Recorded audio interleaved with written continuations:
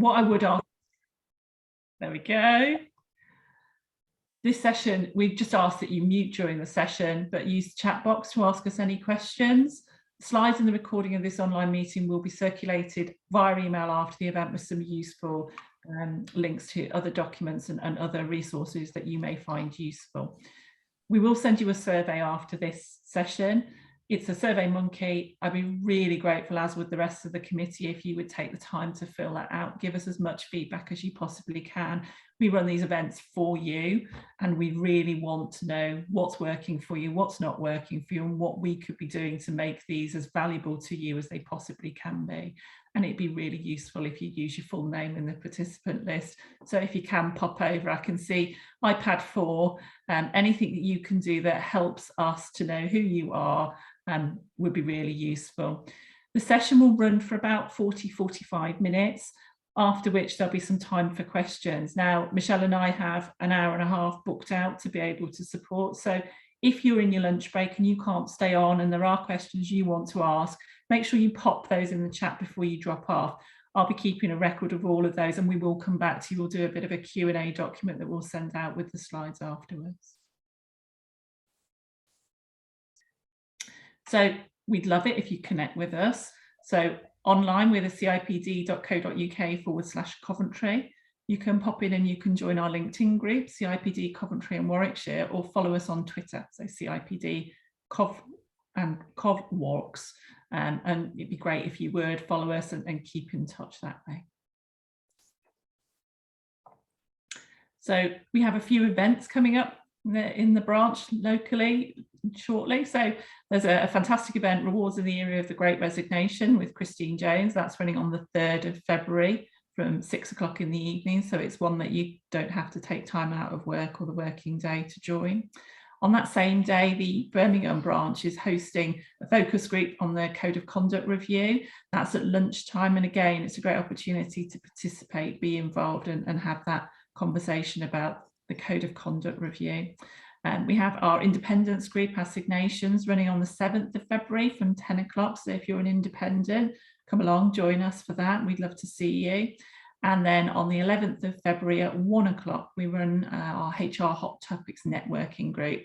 That session runs on the 2nd Friday of every month, and it's a really informal session, an opportunity to share what you're doing on a particular topic and learn from others what they're doing. I find it incredibly useful.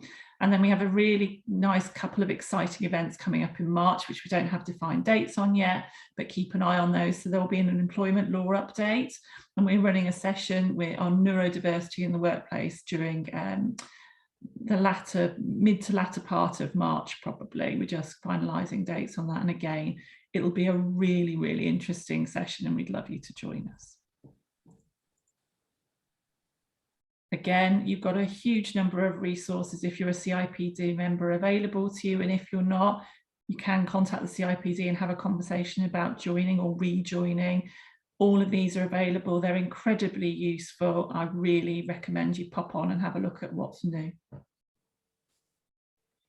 And I'm going to hand over to Michelle. So Michelle has joined us from Hayes and will be taking us through the HR job market and your next steps in developing your HR career. Over to you, Michelle. Excellent. Thank you very much, Sarah. And thank you very much for letting me join you today over at Coventry, Warwickshire. Hayes have done quite a bit of work sort of over the years with sort of CIPD sort of as a Midland base. And it has always been my aim and sort of my wish to be able to sort of obviously come and sort of talk to you sort of personally. So actually, when Sarah and Eleanor contacted me before Christmas, I was very, very excited. So hopefully I can fulfill sort of all of your questions and sort of answer sort of, they will give you a bit more of an insight into sort of the HR job market at the moment. What I've done today, and I will go through it sort of obviously in a bit more detail, is it's such a massive subject. And actually, especially with HR career advice and things like that, actually a lot of that is what we do on a one-to-one basis. So what I want to do is give you a bit of an overview today of the market, but please, and I will leave you at the end of sort of today with my contact details, so please feel free basically to contact me for one-on-one talk about sort of obviously your career and what you're looking for. So next slide. Wonderful, thank you. So firstly, to introduce myself. So I've worked for Hayes now for over 20 years. And as I sort of mentioned, I specialise in the recruitment of HR professionals across the Coventry and Warwickshire area. I'm currently based over in our Coventry office, but I cover sort of Coventry, Leamington, Warwick, Rugby, all of that surrounding area. And then we have quite a big network sort of within the Midlands, so I have sort of colleagues who look after sort of from Leicester to Birmingham. So we're able to sort of cover quite a wide area that most people are able to commute to. I look after a variety of temporary and permanent vacancies and cover everything from right sort of entry level at the HR administration side right up to sort of HR directors, and that's on a temporary and also permanent basis. Next slide. Wonderful. So today I'm going to go through the findings of our Hayes National Salary Survey. Go through the findings from the January Office of National Statistics report. Basically, that's to back up sort of obviously what our report that we've done, but also to sort of say why now has never really been, but there's never really been a better time to look for work. And then have a look at sort of what options there are for you. Obviously, as mentioned by Sarah, there will be an opportunity to ask questions at the end. And there's a couple of sort of sites and things like that that I'm happy to share, including our salary guide. So I'll make sure that obviously they are sent over to you, and also my contact details if you wanted to speak to me on a one-to-one basis. So if we start off, so our 2022 Hayes UK salary and recruiting trends. This is our 8th year that we've produced the UK guide, and the full guide covers 15 specialist skilled and sort of technical areas, and that's supported by regional salary data for sort of majority of the roles. And one of those sections within there is actually the HR market. And the guide also includes insights into employment market taken from the results of the survey that secured almost 23,000 responses, and that was from employers and also employees across various sectors and specialist agencies and also organisational sizes.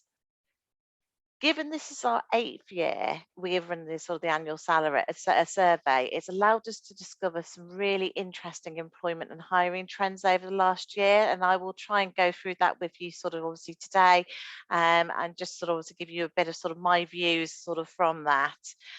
So today I'll take you through some of the key areas, but I'll also go into sort of the HR market in a little bit more detail for you as well. Wonderful. Excellent. Thank you. So the first look at the outlook for the wider market, we're currently in a period of post-COVID recovery, and it's been stronger and quicker than expected for many.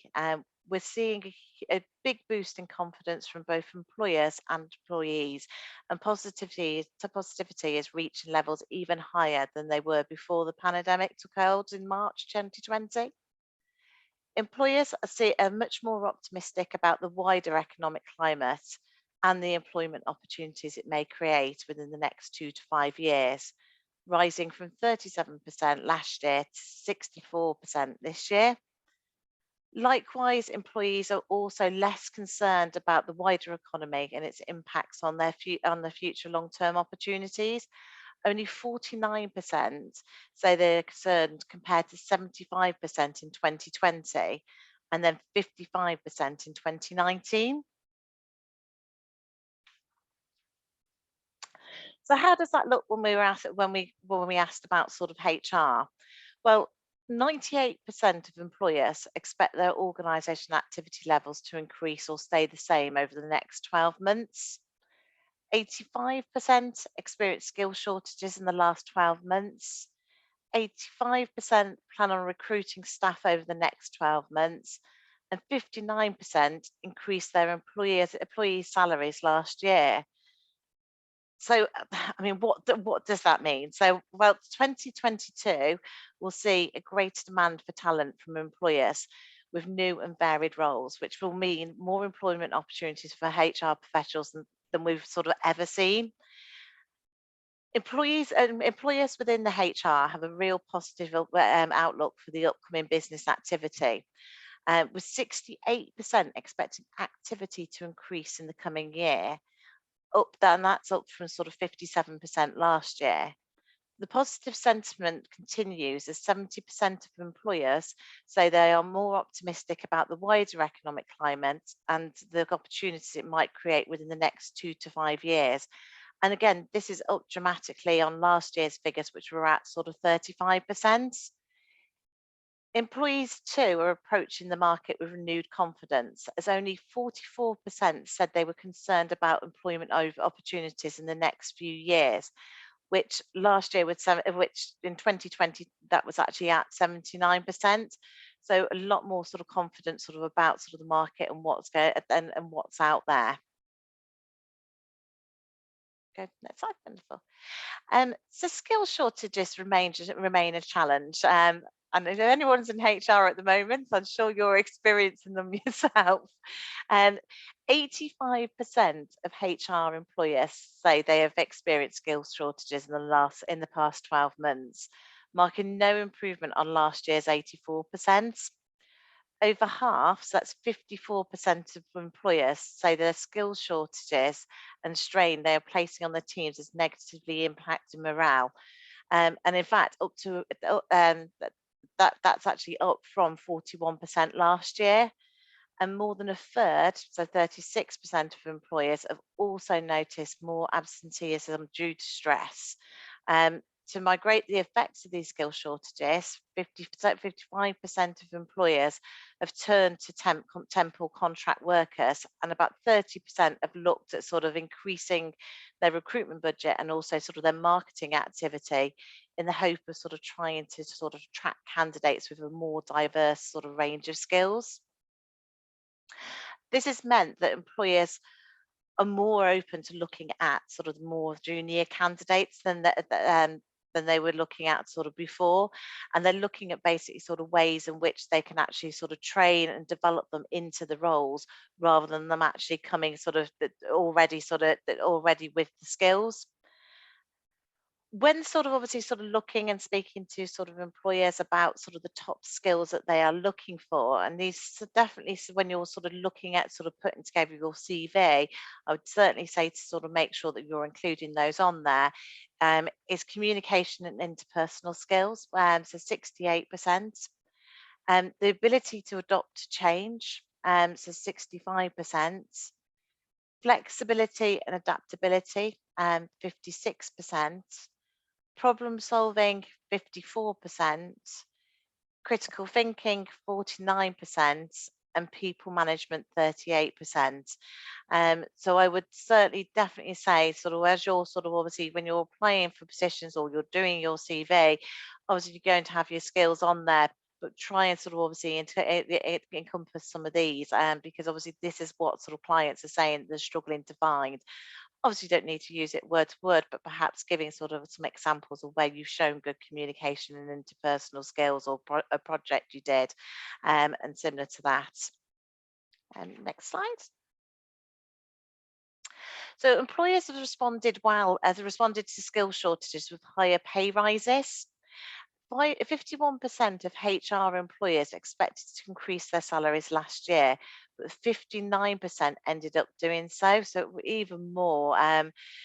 HR salaries rose on average by 3.1%, which I have to say it is one of the highest average increases in the UK when we look at sort of the different sectors. So it was higher than accountancy and finance, and it was actually even beat IT, which actually technology is probably one of the biggest sort of areas of rise that we saw sort of the previous year. But then, despite these rises, salary satisfaction has plateaued, with 69% expressing satisfaction with their pay. In 58% of the cases, dissatisfaction was attributed to salary not reflecting their individual experience or expertise. 45% also believed that their employers were not transparent about how pay levels were set. And despite there being sort of an important consideration for 80% of employees, and I would have to say as well, I mean, I don't know if you saw sort of obviously the news last night, but I think current inflation is still sitting at the moment at sort of 5.4%. So actually as well, that 3.1% probably isn't going sort of obviously in sort of that sort of matching sort of inflation sort of rises. Next. Wonderful. So almost half, 45% of HR professionals moved jobs in the last 12 months, with a further third, 34%, having considered doing so. The main reason for leaving was salary, currently at 23%, but a lack of career progression sat at 20%, and which was also listed more frequently than the UK average. So the UK average with regards to career progression was 16. And a third, 33% of HR employees say that their current organisation lacks scope for career progression. And 53% plan to leave their job in the coming year. HR professionals also express the greatest desire for a role with purpose. 89% of them will look for a clear and fulfilling purpose when considering a new role. Of those planning to leave their jobs in the next year, 19% say their primary reason for doing so is to find a role with a greater purpose. Okay, so that's wonderful. As a result of the COVID-19 pandemic and shift to remote working full time for many, hybrid working is now a really hot topic for many organisations. Just less than half, so 47% of employers across the UK say they are offering hybrid working, and a further 17% say it's under review. So in terms of their approach to hybrid working, around a third, 32% of employers are letting staff choose how often they work from home. However, 65% of employees say they would be tempted to change a job if an organisation offered this flexibility. So we're saying to clients that if you operate in an industry where your competitors are offering hybrid working, but you're not, you could risk sort of obviously losing staff. 48% of professionals say that they're considering a career change in the next 12 months. And of these, 47% plan to find a role that offers them a great mix of hybrid working. And I have to say, I think every single person I speak to now wants sort of either hybrid, they want some sort of hybrid working. I think the dream would be to work from home full time, but as we're sort of obviously with sort of things returning a little bit more to normal, I think hybrid now is a way forward, and companies need to be sort of more open to sort of that sort of side. And then finally, the purpose and well-being matter. So this is the last factor I'd like to touch upon from the survey. It's on the importance of your organisation's purpose and wellbeing policies when it comes to sort of staff attraction and also retention. First, focusing on an organisation's purpose. So 86% of employees across the UK say it's really important to them when considering a new role. And what we define as an organisation's purpose as a meaningful reason to exist and a higher objective than just making money alone. Clearly an important factor for organisations to promote that prospective talent. Employee wellbeing has also come to the fore during the COVID epidemic, and over a third, 36% of employees say they want more wellbeing support as a result of COVID. However, only 25% of organisations have offered this. Additional days off for wellbeing is also the third highest benefit that employees value when considering a new role, making this a really important factor for organisations to focus on. Now, I've given you a bit of a brief sort of overview of sort of our Hayes sort of salary guide, and I will make sure that you all get sort of basically sort of a link, an online link to this after sort of the presentation. And when you get the link, you'll be able to explore sort of a little bit further. It'll have more information regarding sort of obviously these sections. It will look at sort of the market as a whole, but also as well, what you can do is actually compare your salary on what you're on, and it breaks it down into sort of region and also area. So I will make sure that you will get a copy of this sort of after the presentation today. So moving on, so the ONS report. So I'm quite excited about this. I'm a bit of a figure person. I love sort of obviously reading and researching sort of information. So obviously I've gone through sort of our haze findings from our survey, but I wanted to give you some information sort of provided from the Office of National Statistics, just to really back that up, but also the information that we've got sort of that I've presented to you just then, it was basically we did that sort of in September, and the last 6 months have been absolutely, it's been a completely different world to as I said, I have had 25 years experience. I've never known anything like it, and things are changing on a rapid basis. So I wanted to go through the ONS report and give you a bit more sort of insight into that. Now, I was going to go through to December, but you are very, very lucky. I have been, I was up Tuesday night working very, very late, trying to get my head round sort of the findings. So the ONS report released their January figures on Tuesday morning. So Tuesday night, I was working my way through, and if anyone has ever had a look at the Office of National Statistics reports, I'm sure you'll understand what a minefield it is. But I wanted to give you a little bit more of up-to-date sort of information, and I'm sure you'll find there's some really, really useful information in there, and some really positive things that are really exciting. Well, I did anyway. So we'll move on. So before I go through those, I just wanted to point out that now has never been a better time to look for work. The job market is the most buoyant that it's ever been. So what does this mean for you? Well, you have the most amount of choice that you've ever had in your career of roles.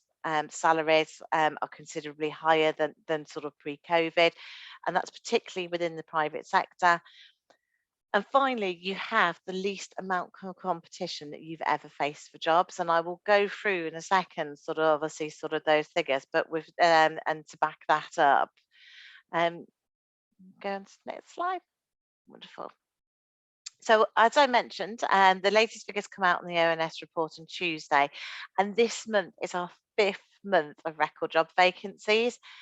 So just to put that into sort of that into perspective, there are currently 1.247 million jobs out there at the moment. This is up 462,000 on sort of pre-COVID levels taken between sort of January and March, which is just absolute madness. It's just unheard of, considering where we were back in 2020, sort of in March, and there was furlough, and I can imagine lots of you were sort of pulling your hair out thinking, what are we going to do? Actually, to look at those sort of figures is really, really positive. Taking into consideration as well that the current unemployment rate is currently at 4.1%. And actually, if we look at that 4.1%, actually not all of those that are going to be sort of job ready. And also, if we look at the fact that there are now 91,000 less EU workers than September last year, who have now sort of reported sort of obviously returning home, it means that basically you've never had so much choice and so little competition when applying for roles. And I, personally with me, I cast myself as quite confident, and obviously I work in recruitment, so you think I'd sort of know, but actually, do you know what? If I knew that there was only going to be sort of two people that I was up against rather than 10, 20, it would make me feel a little bit more sort of confident when I'm sort of obviously going for interviews. We did expect, and I was really, really shocked actually when I was looking at the figures, because obviously we'd already had 4 years of growth, 4 months of growth, when the December figures come out, and we did think that it would actually sort of plateau, especially with sort of Omicron and you. Like obviously we thought, well, like, obviously things will begin to turn to normal again now, because obviously people are not going to be as confident to continue to recruit, but it's just continued to obviously continue to obviously sort of grow. However, my word of warning is that this has got to go and slow down soon. There is only so many vacancies and so many extra heads that people are going to be looking at. So my one thing that I would say to you, that if you are thinking of moving and thinking, oh, maybe this is the year that I'm going to do it, then now's the time to have a look. Go next. Well, so the ONS report also said that salaries are continuing to grow. So we're currently up 8% sort of since pre-COVID. And in January's ONS report, they announced that salaries were up 5.4% in the private sector and 2.6% in the public sector, which is just madness.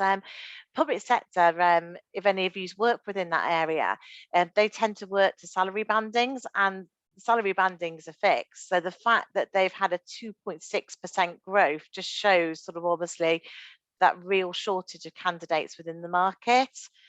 And the biggest growth areas that we're seeing at the moment within the financial services and construction industries. I know sort of obviously within the Coventry Warwickshire area, we haven't got sort of a mass of financial services companies, but within the construction, there's quite a lot of sort of head offices sort of within this area. So definitely worth sort of looking at those as sort of a prospective employers. I mean, just to put this into a bit of perspective, so I had a candidate the other day, and so she was currently on 25k in her role as a HR advisor, and she comes to me for help, and I put it forward for a job that was 30k. The client turned around and they wanted to offer a 35%, so 35,000. That's 40% up, which is just absolutely amazing. For oh my goodness, an amazing job, pat on the back. I've got her a dream job. She got offered another position and was offered 39k by another company. That's 14k more than what she was on, and it's 56k. It's like 56% increase. And if you'd asked me 12 months ago if she was being underpaid, I'd certainly say no. She definitely wasn't. But it just shows that the demand for talent in the moment means that sort of clients are really reaching into their pockets to make sure that they secure the right person. Now, I'm not saying I'm going to get everybody here who's on 25k, 39,000. That's certainly not the case. That was a bit of a one-off. But companies are looking at sort of obviously paying more for the right people. In fact, I was reading an article just last week, and there's actually 30 companies at the moment who are actually trialing a 4-day working week method. Basically down to the fact that they can't financially sort of meet the increase of the salaries, but it's an absolutely ingenious idea, because it just means that where they can keep sort of the salaries the same, but obviously offering lesser hours. It also means that they're actually ticking off that better work-life balance for employees. And if we were looking back at sort of obviously the surveys, like sort of Hayes' own survey, that's one of the major benefits for clients, for candidates at the moment when they're looking at applying for jobs. So definitely sort of it's a brilliant idea. Whether or not it goes and hits sort of Coventry and Warwickshire, which I think it will be a long time yet, but that's obviously something for us to look forward to in the future. Again, with salaries, my concern is that will this continue to sort of obviously rise like this? And I would probably say no. I don't think it's going to drop off overnight. I think we've got to get to that plateau stage. We've got companies who basically that they're going to be struggling. We've got sort of minimum wage and living wage coming in April. It's going to have an effect on organisations. So I think we're probably at that point now where we're actually going to get sort of the best salaries that you possibly can. So again, another reason if you're looking to do it now. So what are my options? So basically within then I wanted to go through, and this is really sort of from my personal sort of help and advice on my desk. So I wanted to give you a bit of an idea of sort of a typical career path at the moment. And I know most of you will probably be more than aware of this, and sort of more of aware of the sort of the directions in which you can go. But for those that aren't, I thought it'd be quite useful to sort of go through. So the typical roadmap that I see with candidates is basically most candidates sort of at the start of their career will go in at sort of that HR administrator and sort of come coordinator, or as a junior sort of HR advisor. This is really sort of your opportunity to sort of gain as much experience as you can. And my one piece of advice to candidates and your first sort of role is try and get involved in as many generalist areas as you possibly can. You know, be that first person to put your hand up, be that person to say, can I help you with that? Because actually, the more you can get on your CV and the more experience you can get, the easier and the quicker it will help you to progress in your HR career. From sort of that stage, you would then naturally go into sort of an advisor BP position. And again, the more involved you get, the better. My top tip to sort of advisors and BPs is, I know how busy your role is, and I know sort of you go in and you know you're supposed to finish at 5, you're probably still there till 6 o'clock, and you don't get a lunch break. And the minute you walk down the corridor, you're stopped by 20 million people. But I would say my top tip to you would be make sure you keep your CV up to date. So any new projects, any areas, or anything that any like little things that you're doing or you're getting involved in, update it. Doesn't have to be word perfect. It doesn't have to be the finished article, but when it comes to you actually looking for work, you can tailor that CV around around the role that you're actually sort of applying for. So say, for example, the role that you were applying for was very ER heavy. What you would do is you'd make sure that you keep and you'd move to the top all the ER sort of experience that you've got, just to really sort of help sort of your search. But it's so much easier than thinking about what project you did 2 years ago, when you're actually sort of looking at work. From here, most people will either go down sort of the HR manager's role, or like a number of candidates that I represent, they go into sort of more specialised areas. So they'll go into learning development, ED&I, ER roles, reward, 2P specialists, and actually sort of specialise in sort of more particular areas. And then I've put on there, and it's only because it's something sort of really that's, and I'll go into it in a second, is the other route is the talent acquisition side.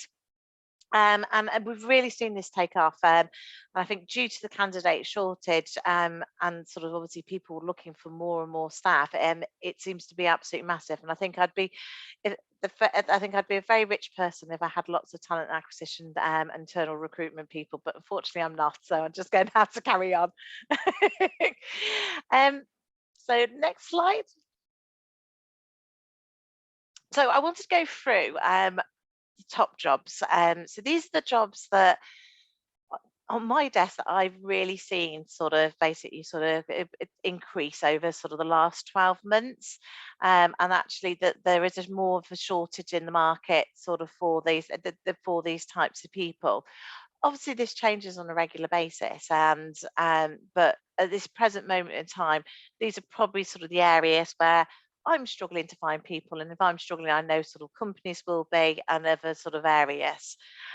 So the first one I wanted to go through was shared service centre. So this is an area that's really sort of grown considerably over the last 2 years.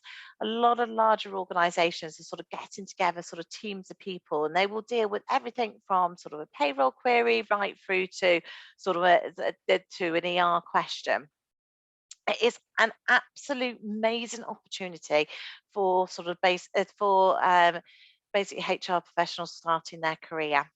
It gives you exposure to all areas, but also as well, you have obviously the extra added support sort of from the other people within your team. So you could be working with somebody who's been there for 2 years, but it will give you that all-round experience. And I know sort of a lot of sort of people who've done sort of that sort of 2 years and then gone on to sort of the advisor level, sort of more senior advisor level. There is a real demand for these, and especially as sort of obviously business are returning to more normal. I think last month I had in total 9 jobs within shared service centres. So it is a real sort of growing area for people to go into. The next is ED&I. So this again is a really growing area. It's a hot topic for any company, and if it's not on their agenda, then they need to look at it. And I think a lot of companies are really investing sort of money into this. So not only obviously with staff coming in, but making sure that obviously companies are following this through.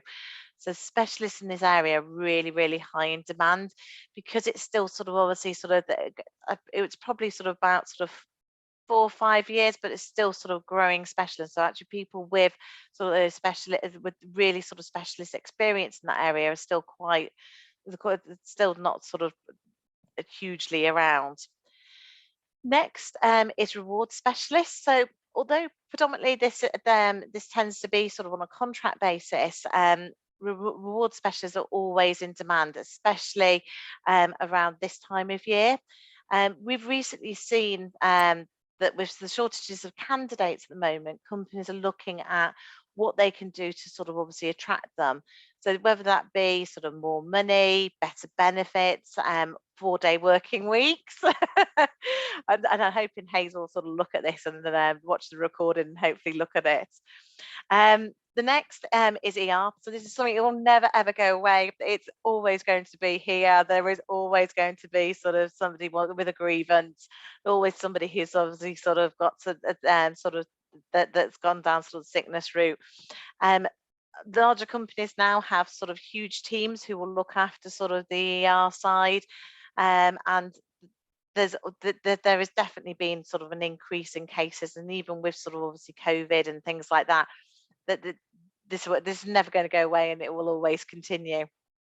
And then finally, as I mentioned sort of previously, is that talent acquisition side. So these roles have really sort of rocketed over the last 6 months. It's basically as companies are rebuilding sort of their staffing levels, they're basically setting up sort of small hubs of people who are basically sort of dealing with sort of the internal recruitment for the company, and they'll be getting involved in sort of headhunting, onboarding exercises and things like that. And sorry, I have forgot one. So our HR generalist side is another area that we're really struggling at the moment. Now, this tends to be the level between entry level advisor and BP. So that tends to be around about sort of that 30K mark. And there's a real big shortage in this area at the moment. I personally, it's not a fact, but I think this is due to sort of COVID and the lack of development sort of at the early stage of their career. If we think back to 2020, it was very much sort of obviously sort of people were put on furlough, and actually a lot of HR managers dealt with the sort of the furlough side whilst companies were in lockdown and shut their doors. And it was the HR, sort of the junior HR advisors who were actually sort of on furlough for those months. So I think that is probably where we're sort of obviously finding sort of why there's that skill shortage. And I think companies are very much aware of that. I've spoken to quite a few companies recently who are looking sort of around that sort of mark, and they're now looking at sort of ways in which they can upskill their existing staff, but also with their new staff that are coming in and how they can actually sort of train those up.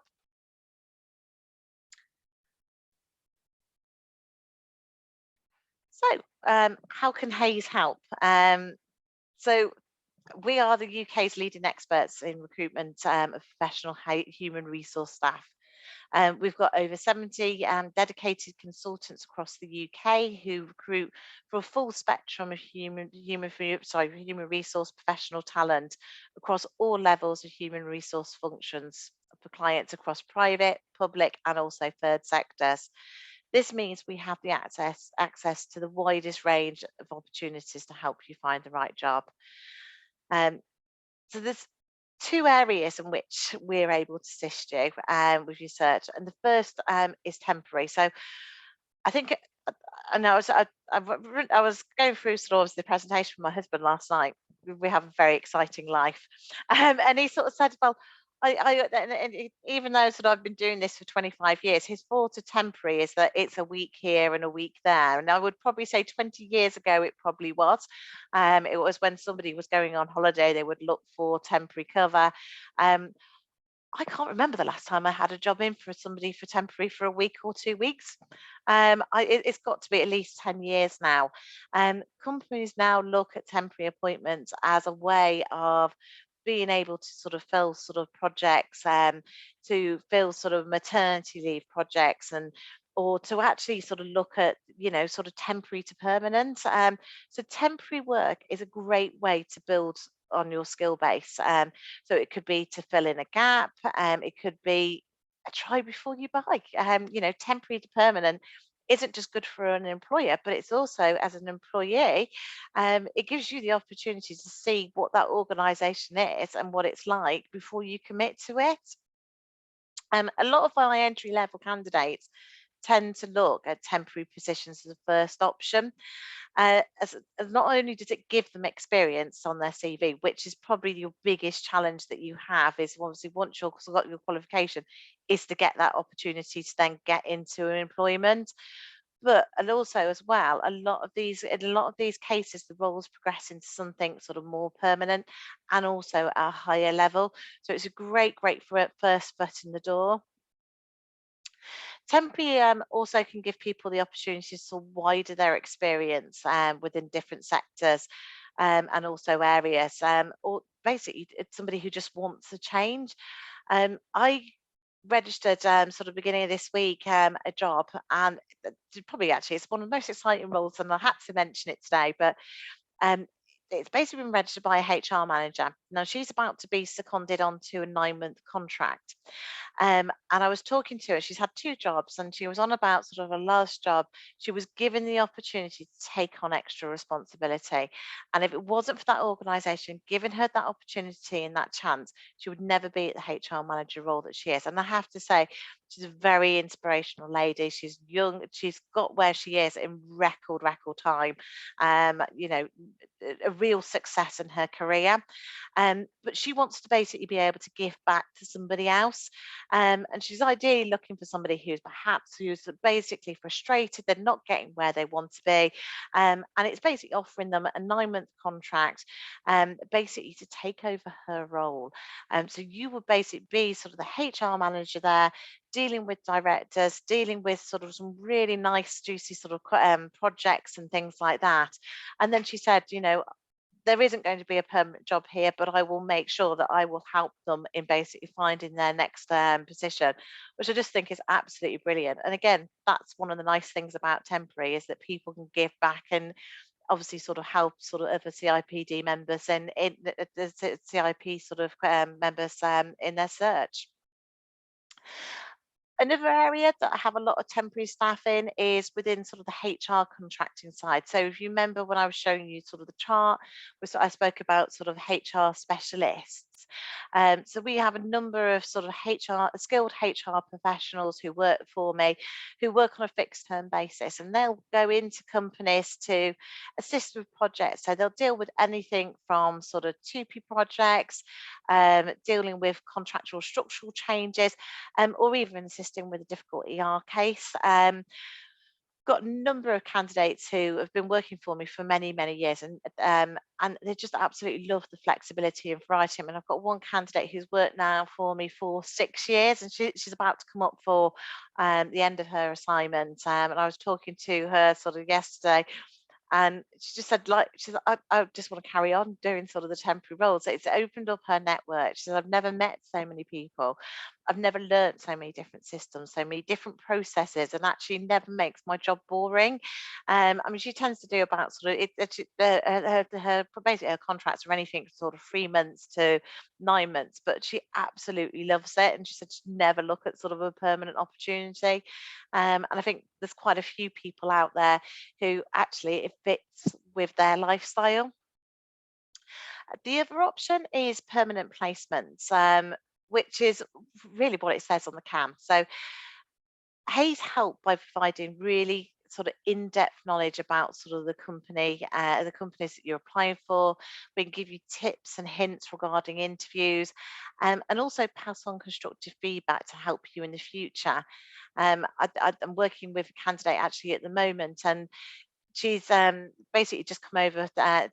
Just come over from abroad, and did absolutely amazing candidate. She's done some internships, but she's now looking at getting sort of on the HR ladder. And we had the first interview, and she didn't because she's not had an interview practice. She wasn't answering questions as fully as she could and things like that. And I've really worked with her basically about how she can answer questions, sort of the things that she can ask, how to answer if she's asked certain things. And fingers crossed today she will absolutely smash it, and will hopefully get her secured into another role. But that's part of sort of some of the stuff that we can do.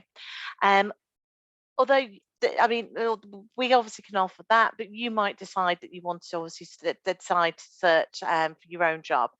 As I mentioned, using an agency has its benefits. So we take the legwork out your search, and we can speak to sort of obviously companies on your behalf, which means that you don't have to if you're not overly confident in that area.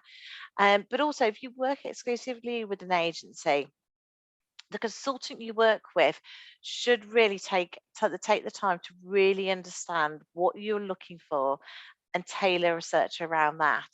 Um, Another benefit is that you're only having one person calling you rather than 20. Um, Anybody who has perhaps sort of used sort of agencies or sat there and looked for work, it can be a nightmare when you're in work and your phone's continuously going and it's an agency calling you about this job, and trying to explain it to your employer is near impossible. I spoke to a candidate the other day. She put her CV on one of these job boards. After half an hour, basically after half an hour, she had to. She'd had so many calls off agencies. I mean, they were calling about jobs that were nowhere near her scale. They were completely irrelevant. I mean, I think she said that she got contacted about a warehouse job. I mean, she said, she's HRBP and she's being contacted about warehouse. In the end, she had to take it down. Then she decided to sort of research, sort of obviously, sort of which agency was best, and ended up sort of contacting me, and we're now working sort of together.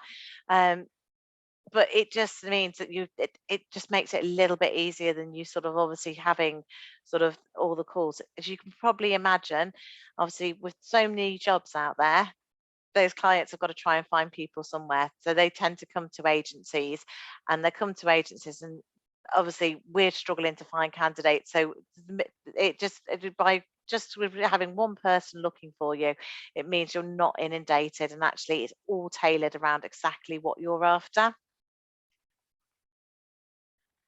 And then finally, career advice. Oh, the other way. Wonderful.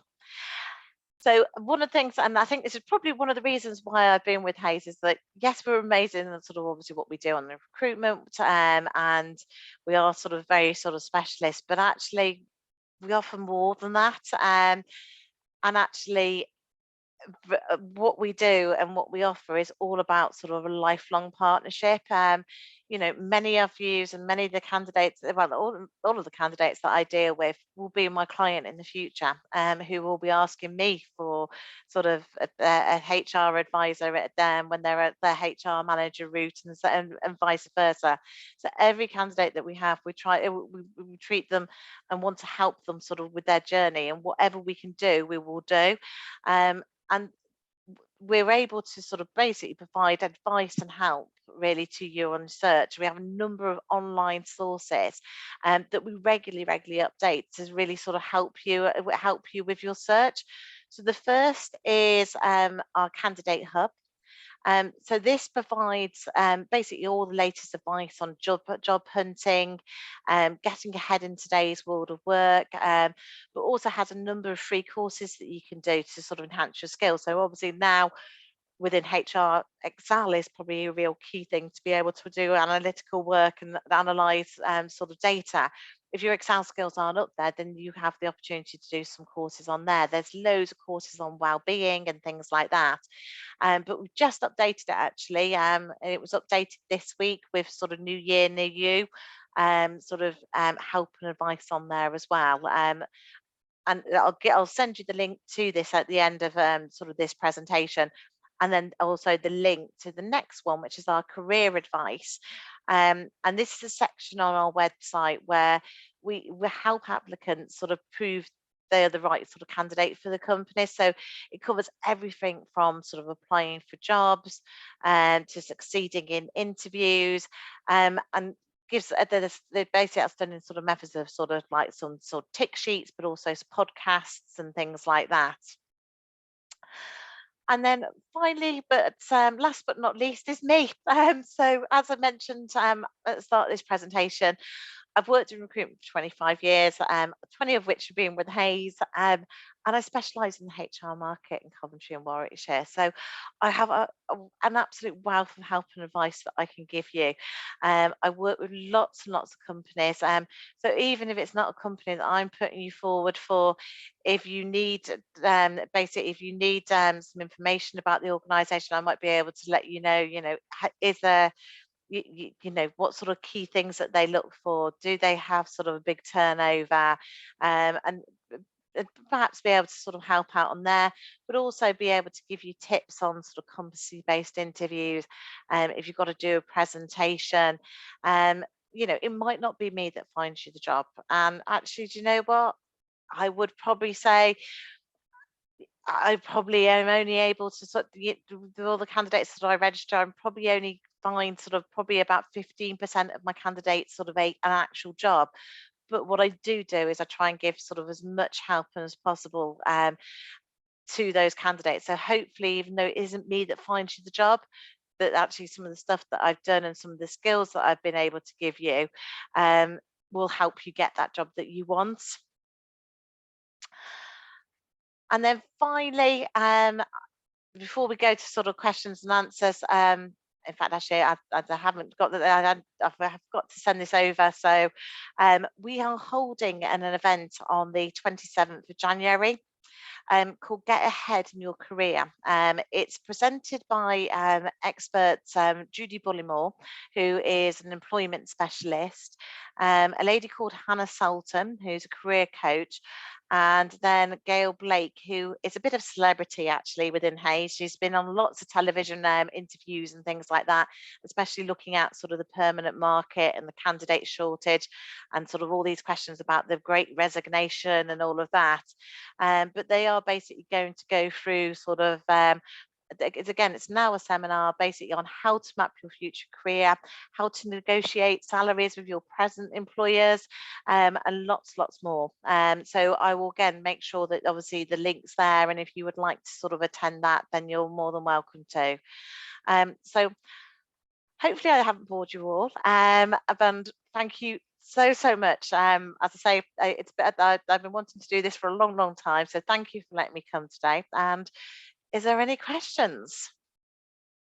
So we have got one question, Michelle. We've got a question that says, are you able to connect us with people in the other parts of the UK? So I'm sure that that's from somebody who's maybe not based in Coventry and Warwickshire.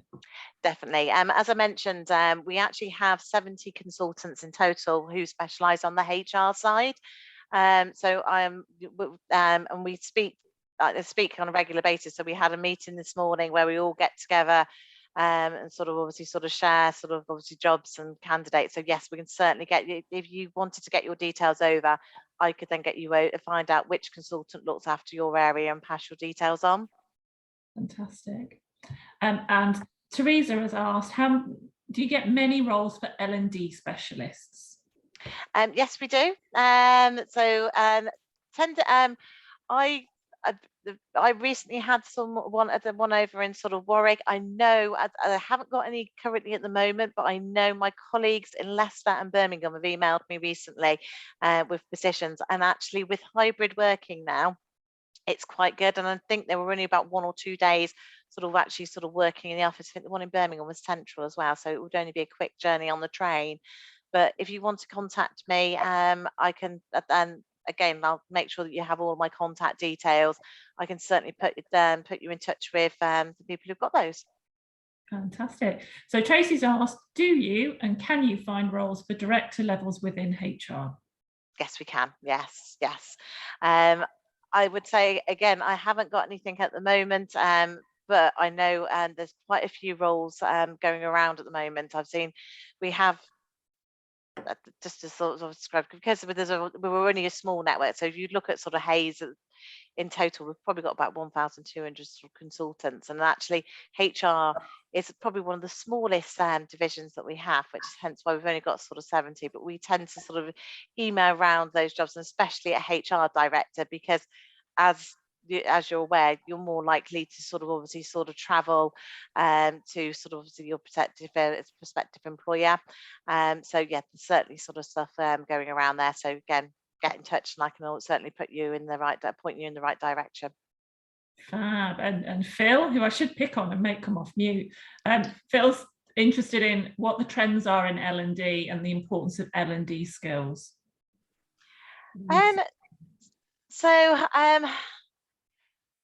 The trends within L&D and sort of the L&D skills. So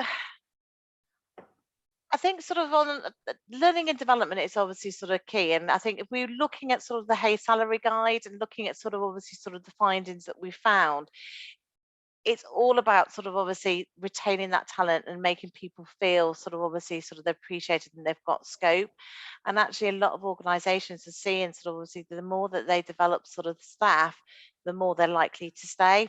I was working with sort of an organization who, and I think a lot of companies have sort of done this, and actually sort of the skills shortage has really sort of opened people's eyes to actually how important learning development is. And they actually had a major problem where they actually realized that they were putting people on courses but never sort of following them through. There was no natural sort of career progression and no sort of development sort of skills and all of that. And actually they realized that actually if they were going to grow and they were going to develop their company, then it had to be within. And actually sort of developing those people in an upward cycle. It's obviously definitely going to be a lot more cheaper and a lot easier than to develop other people than actually sort of recruit at the moment. And again, like I was saying with that HR advisor market, is about having sort of that development and looking at how you basically sort of how you can develop sort of those people. Fantastic. So Maria's asked us, how do you get back into HR having left it for 6 or 7 years? Right. Well, actually, again, the shortage in the market has meant that it's probably the better time than you can ever. Like, now is the best time to do that. One of the reports and some of the people that we've been speaking to are now looking at those people who were returners. So they might have left because of sort of obviously sort of they're caring, sort of they were caring for somebody or sort of with family. So they're now looking at those sort of people because they've got the skills, but because there's obviously sort of such shortage, they're looking and they're open to actually sort of seeing those sort of people. Again, also sort of perhaps sort of the older age range, so that age range from 50 to 60, which normally sort of sit there and think, oh, well, I'm not going to be offered sort of position. Companies are a lot more open now to actually sort of sitting there and seeing a wider sort of market sort of out there. I would say, I definitely, sorry, I didn't catch the name of the lady who sort of asked, please get in touch with me, because I'm actually working at the moment with a charity and they're in the situation where they can't quite meet the demands of what salary sort of there, and they're looking at basically giving somebody an opportunity to come in. They're a charitable organisation, and they said, look, we'll look at somebody who's had sort of a gap, who's looking for that next step in. So please get in touch with me because I've got a role at the moment that might be suitable. Brilliant. So Philippa's asked, how much of a barrier is long service in the public sector to moving within the public sector? So that idea of most that you're waiting for the vacancy above you to open up. So long service within the public sector, I wouldn't class as a barrier. Definitely, definitely not. And so is the question? Sorry, Sarah. Is the question so how about much of a barrier is long service in the public sector to moving into the private sector? Sorry. Oh, moving into the private sector. Again, it's very, very interesting, because actually we were looking at the market probably 8 years ago. Public sector and private sector were just two worlds apart. But actually, with public sector now, public sector has actually this changed dramatically over the last 5 years, and actually has become more commercial in the whole operations and the whole way that they report and things like that. We've been seeing even for the last 5 years, actually public sector organisations have been basically bringing in commercial people at that senior level, and actually have said, I don't want people who've got public sector experience, I want people who've got commercial, and that's now bringing really that public sector in line with commercial organisations. So I've not been challenged at all in the last couple of years when it's a commercial offer, unless it's manufacturing and they want somebody who's got that manufacturing experience, which I can understand a little bit, because it is a different world. But actually into business services or those sort of clients, actually public sector candidates can easily transition into those areas. Yeah, absolutely. Yeah, certainly my experience is that with the pressure on public sector budgets now, they need people who have those commercial skills, who are used to working in that very commercial environment, which is really interesting. So Tom asks, what tips do you have for students who have just graduated with a degree in HR to get their first role or to get HR work experience? Well, congratulations. My top tip would be to be open, and I think I mentioned this in the presentation, and I know it's not obviously necessarily a permanent position, but if you haven't got onto a graduate program with any of the organisations, what you need to get your foot in the door is actually get some experience on that CV, and if that means opening up and actually looking at temporary or contract positions, then I would really suggest that you do.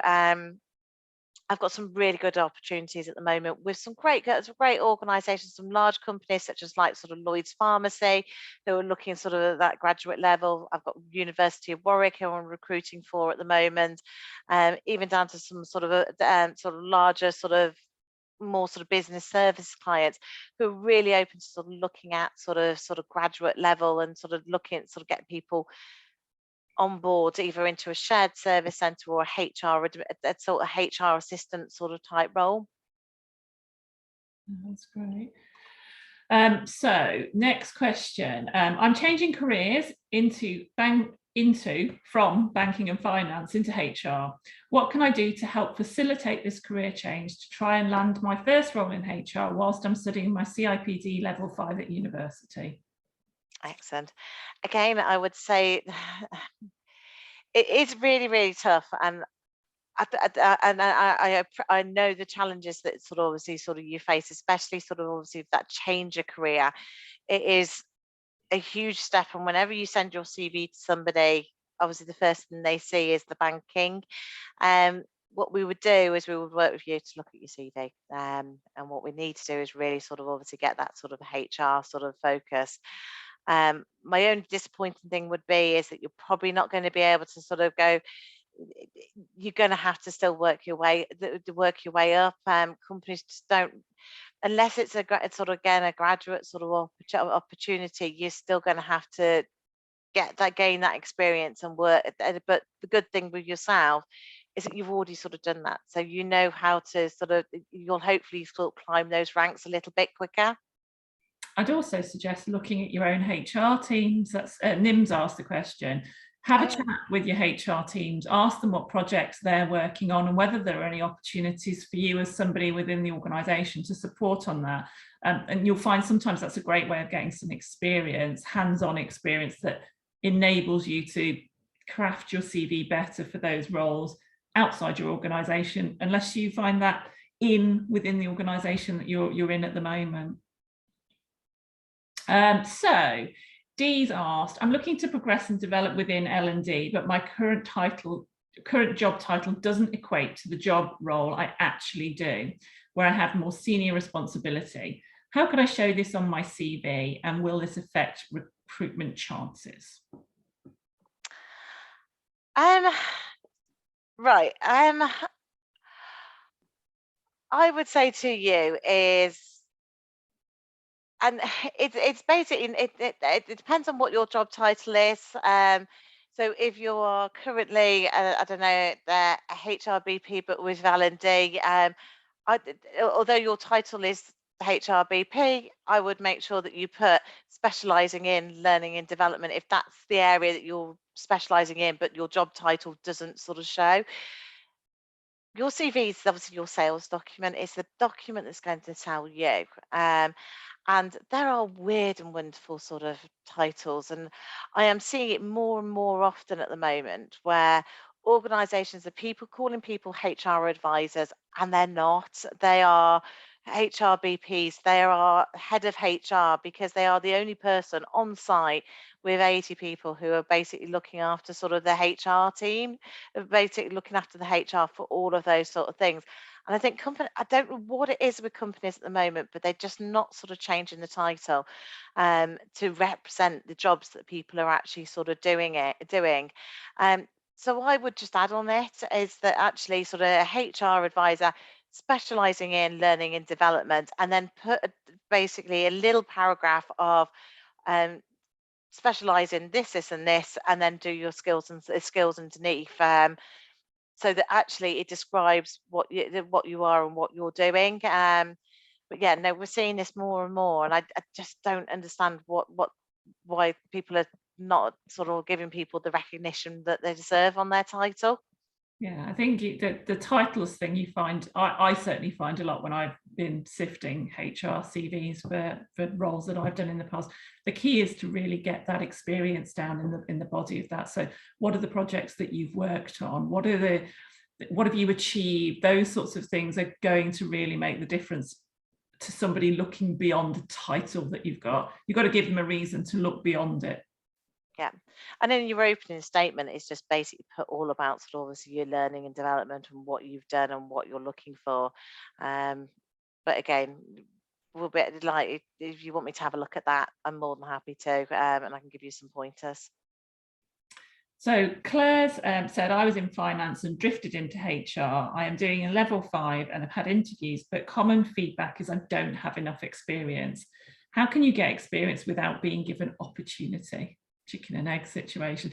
Sometimes I can answer a little bit of this, Claire. You know, from my experience, sometimes it's about being persistent. I really want to get involved in that project. I'm really interested in what it is that you're doing to that maybe more senior person within your own organisation. I've done some really weird and wonderful things over the years. I ran an engineering project, which was so far outside of my scope of expertise as a HR professional, but what it enabled me to do was to expand what I understood about a particular area and get involved in some of the things that were HR focused that I hadn't otherwise been able to get a foot in the door with, because they saw me as not having the expertise or the knowledge of that particular area to be able to support them. So I don't know about what you think, Michelle. Yeah, definitely. And because you mentioned that you were in finance, now you're in HR. So yeah, again, really on Sarah, it's just try and get involved in as many projects as you possibly can. Be the first person to put your hand up, ask people, is there anything I can help you with? You know, it's a bit like sort of being teacher's pet, but I suppose is the best way of putting it. But you know what? It's going to get you where you want to be and give you sort of more and more experience. Yeah, I think Claire's just put another comment that she was made redundant 14 months ago, so she's not in a position to look for the roles. So you know, maybe some of those fixed term opportunities are the way to go. That I've done over the years. I've switched between fixed term and permanent positions, and I work for myself now. But those fixed term positions, often people are braver about who they bring in, and they're braver about giving somebody a chance, and that really is your opportunity to shine and develop some of those skills and experience that maybe others are thinking you're missing, so that you're ready for those permanent opportunities when they come up. Definitely. Fantastic. We've got no more questions coming through. Does anybody want to come off mute and ask anything? It's where the complete silence goes across the room and the tumble. No, it's fantastic. I think we probably need to draw to a close then, if we've got no more questions coming through. It's been a really interesting session, and thank you so much to everybody who's asked questions and participated today. We really value your input, and we really value you joining. We hope it's been a really interesting session. Thank you to Michelle for giving up her time to share her insights with us. It's much, much appreciated, and hopefully for those of you that are looking, maybe get in touch with Michelle and have some conversations about you as an individual. It's much easier to have those conversations on a one-to-one, because we're also individual and, you know, unique in our needs and our current levels of experience. But thank you very much. Pop over to Eventbrite and follow the Coventry and Warwickshire CIPD branch. There are some really, really interesting sessions coming out. We just went through a few of them earlier today, but we'd really love to see you on our future sessions. And actually, you know what, that might be something that just gives you that little bit of insight that helps you answer that interview question, or show an interest in something which people otherwise might not consider you on. So do get across there and take advantage of those sessions. Excellent, brilliant, thank you.